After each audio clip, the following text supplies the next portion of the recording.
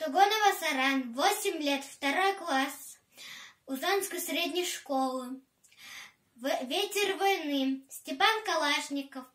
Как было много тех героев, чьи неизвестные имена, навеки их взяла собою свой край неведомая война.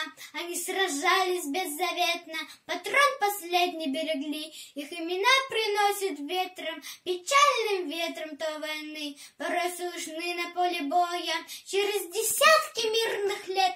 Прикрой меня, прикрой, Коля, и вспыхнет вдруг ракета свет, а Коля в этом тихом поле лежит не станет никогда, лишь горький ветер нам порою напомнит страшные года. Сегодня мало кто заплачет, придя к могилам той войны, но это все-таки не значит, что позабыли Колю мы.